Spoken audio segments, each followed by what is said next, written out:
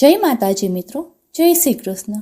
આજે આપણે આ વિડીયોમાં શ્રાવણ મહિનામાં સાતમના દિવસે કરવામાં આવતું વ્રત શીતળા સાતમ વ્રત કથા અને પૂજા વિધિ સાંભળીશું।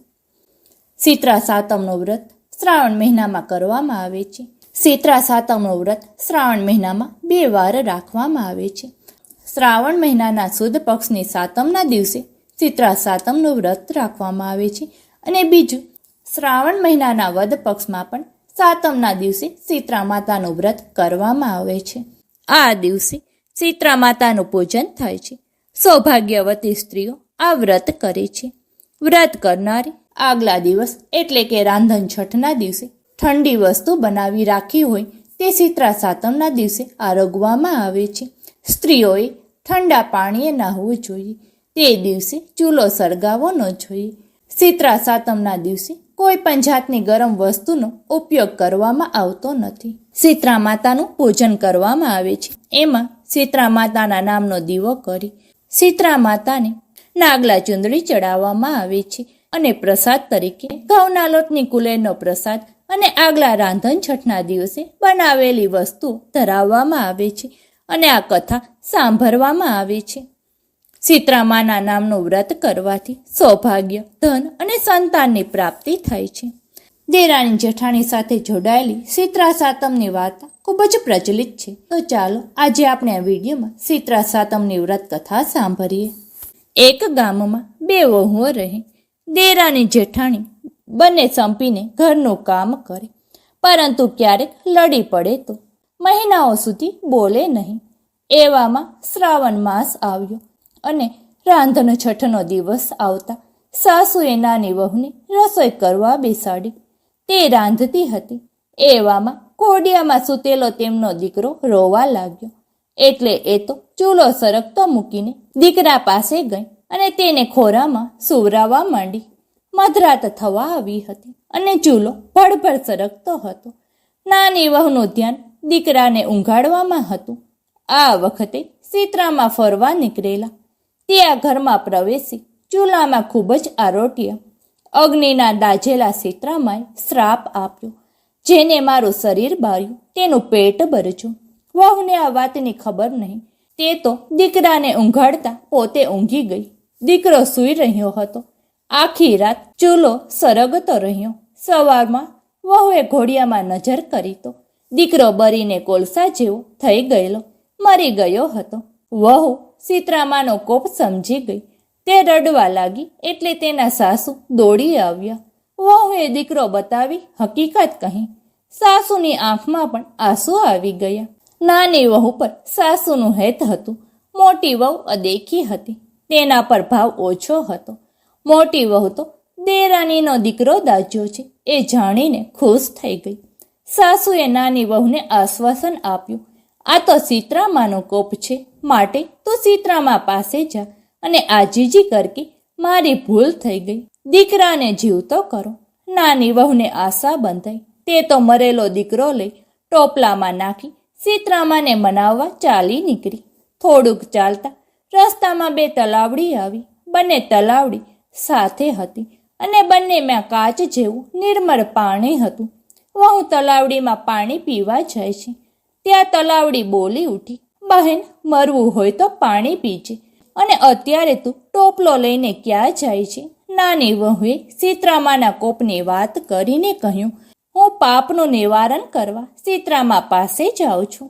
તલાવડી બોલી, બહેન, ભેગા ભેગી તું શીતળામાને અમારા પાપનું નિવારણ પણ પૂછતી આવજે ને। અમે શું પાપ કર્યા છે કે અમારું પાણી જન જનાવર કોઈ પીતું નથી? સારું કહી નાની વહુ પાણી પીધા વગર જ આગળ ચાલી તો રસ્તામાં 2 આખલા લડતા જોવામાં આવ્યા। તેમના ડોકમાં વજનદાર ઘંટીના પડ બાંધેલા હતા। નાની વહુને જોઈ આખલા લડતા બંધ થઈ ગયા। પછી વહુએ પોતાના દુઃખની વાત કરી।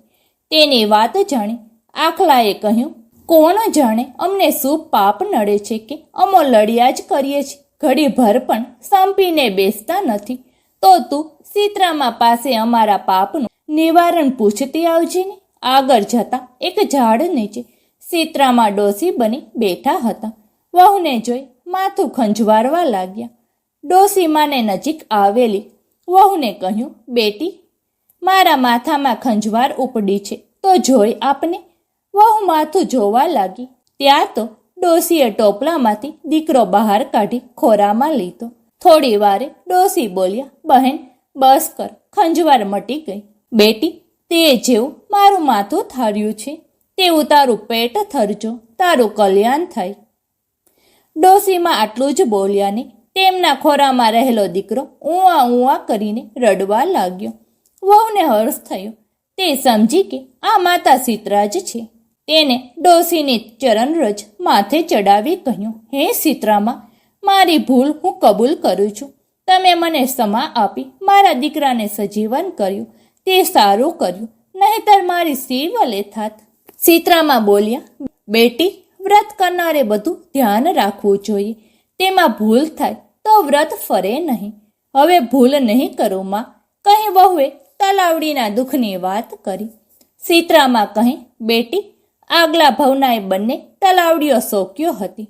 બંને ઝેરીલી, રોજ લઢે, ઘરમાં વલોણું હતું, પણ કોઈને છાશ લેવા આવે તો તેમાં પાણી નાખીને આપે. આથી તેનું પાણી કોઈ પીતું નથી. હવે તું જઈને તેમાંથી એક ખોબો પાણી પીજે, એટલે એમના પાપ દૂર થઈ જશે અને બધા એનું પાણી પીવા લાગશે. આખલાના પાપના નિવારણ માટે સીતરામાએ કહ્યું, આગલા ભવમાં બંને સ્ત્રી રૂપે દેરાની જેઠાણી હતા. બંનેના એવા ટૂંકા મન કે ઘરમાં ઘંટી અને ખાંડણિયું છતાં કોઈને દરવા કે ખાંડવા દે નહીં. એ પાપે આ ભવમાં આખલાના સ્વરૂપે બંને લડે છે. હવે તું જઈને બંનેના ગળામાંથી ઘંટીના પડ છોડી નાખજે, એટલે બંને લડતા બંધ થઈ જશે. સીતરામાં આશીર્વાદ આપી અંતર ધ્યાન થઈ ગયા અને વહુ સજીવન થયેલો દીકરો લઈને ઘર તરફ ચાલી નીકળી. રસ્તામાં તેને પેલા બે આખલાના ગળામાંથી ઘંટીના પડ છોડી નાખ્યા, એટલે તેઓ લડતા બંધ થઈ ગયા. આગળ જતા તલાવડી આવી. વહુએ તેમાંથી એક ખોબો ભરી પાણી પીધું. તે સાથે જ ત્યાં પંખીઓ ઉડીને આવીને પાણી પીવા લાગ્યા. ઘેર જઈ વહુએ જીવતા દીકરો બતાવ્યો તો સાસુને આનંદ થયો, પણ જેઠાણી મનમાં બરીને કોલસો થઈ ગઈ. શ્રાવણ માસ આવતા જેઠાણીના મનમાં થયું કે હું પણ દેરાણીની જેમ સીતરામાના આશીર્વાદ મેળવું. રાંધણ છઠનો દિવસ આવતા જેઠાણી દીકરાને ઘોડિયામાં સુવાડીને રાંધવા બેઠી. દીકરો રડવા લાગ્યો એટલે ચૂલો સરગતો રહેવા દઈને દીકરાને સુવડાવતા તે સૂઈ ગઈ. ફરવા નીકળેલા સીતરામાં આ ઘરમાં ચૂલો સરગતો જોઈ ચૂલામાં ખૂબ જ આરોટ્યા. આથી તેમના શરીરે ફોડલા પડી ગયા. ક્રોધે ભરાયેલા સીતરામાએ શ્રાપ આપ્યો કે જેને મારું શરીર બાળ્યું એવું એનું પેટ ભરજો. સવારે જેઠાણીએ ઘોડિયામાં જોયું તો દીકરો બરીને કોલસા જેવો થઈ ગયો હતો. સાસુએ કહ્યું, તને સીતરામાએ શ્રાપ આપ્યો છે, માટે તું સીતરામા પાસે જા અને કહે, માવડી, મારી ભૂલ થઈ, મારા દીકરાને સજીવન કરો. જેઠાણી મરેલા દીકરાને ટોપલામાં મૂકી સીતરામાને મનાવવા ચાલી નીકળી. રસ્તામાં પેલી તલાવડીઓએ પોતાનો સંદેશ સીતરામાને પહોંચાડવા કહ્યું તો જેઠાણીએ ગુસ્સો કરીને કહ્યું, હું વરી ક્યાં પારકી પંચાયત કરવા બેસું, હું તો આ ચાલી. આગળ જતા પેલા આખલા મળ્યા તો જેઠાણીએ કહ્યું, હું કઈ તમારી વાત સાંભળવા નવરી નથી. જેઠાણી ત્યાંથી નીકળીને ઝાડ આગળ બેઠેલા ડોસી પાસે આવી. ડોસીમાં બંને હાથે માથું ખંજવારી રહ્યા હતા. એ સીતરામાં હતા. ડોસી કહે, બહેન, જરા મારું માથું જોઈ આપો તો મને શાંતિ વરે. જેઠાણી મોં મચકોડીને બોલી, હું તારા જેવી નવરી નથી, હું તો આ ચાલી. ડોસી બોલ્યા, બાઈ, કોઈનું ભલું કરીએ તો આપણું ભલું થાય. જેવા કર્મ એવા ફળ, મર્યા વગર રહેતા નથી. માટે મારી પાસે બેસ અને માથામાં હાથ ફેરવીને જવું હોય ત્યાં જજે. સાંભળ્યું ના સાંભળ્યું કરી જેઠાણી ચાલી નીકળી. ક્યાંય સીતરામાના દર્શન થયા નહીં. તે ડોસીના સ્વરૂપમાં રહેલા સીતરામાને ઓળખત તો તેનો ઉદ્ધાર થઈ જાત. સવારના તે મરેલા દીકરાને ટોપલામાં પાછો લઈ રોતી કકરતી ઘેરે પાછી આવી.